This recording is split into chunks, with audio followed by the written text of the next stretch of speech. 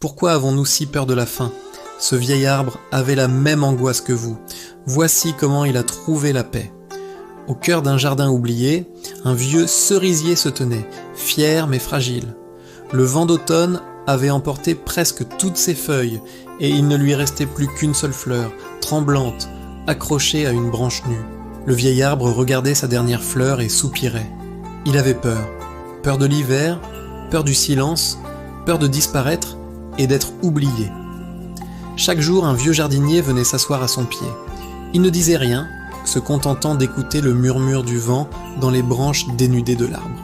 Un matin, sentant la tristesse du cerisier, le jardinier posa une main ridée sur son écorce et demanda doucement « Mon vieil ami, pourquoi es-tu si triste ?»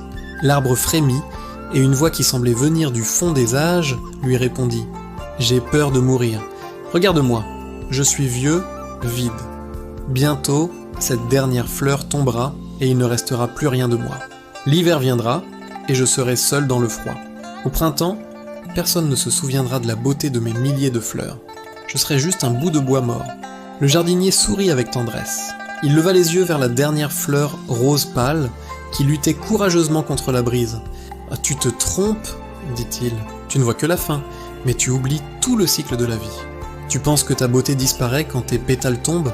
Au contraire, chaque fleur que tu as offerte au monde a apporté de la joie. Les amoureux se sont abrités sous ton ombre. Les enfants ont ri en grimpant sur tes branches et les oiseaux ont fait leur nid dans ton feuillage. » Il se baissa et ramassa une poignée de terre au pied de l'arbre. « Regarde ce sol, continua-t-il. Il est riche et fertile grâce à toutes les feuilles que tu as laissées tomber année après année. Tu as nourri la terre qui te porte. Tu as nourri la vie autour de toi. » Le cerisier restait silencieux, écoutant attentivement. « Et cette dernière fleur, dit le jardinier en la pointant du doigt, elle n'est pas un symbole de ta fin, mais une promesse. La promesse que même dans les moments les plus sombres, la beauté persiste. Quand elle tombera, elle ne disparaîtra pas. Elle retournera à la terre pour nourrir tes racines et préparer la floraison du prochain printemps. » Le jardinier se releva, ses yeux pétillants de sagesse. « La mort n'est pas un oubli, c'est une transformation. Ton héritage n'est pas dans les fleurs que tu perds, mais dans tous les printemps que tu as créés. C'est dans la mémoire des gens qui t'ont admiré, dans la vie que tu as soutenue.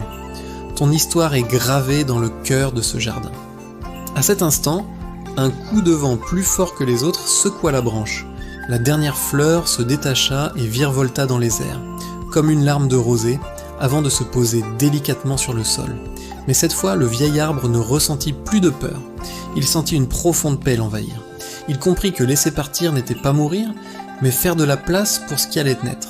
Il comprit que sa vie n'était pas seulement en lui, mais dans tout ce qu'il avait donné. L'hiver arriva, recouvrant le jardin d'un manteau de silence blanc.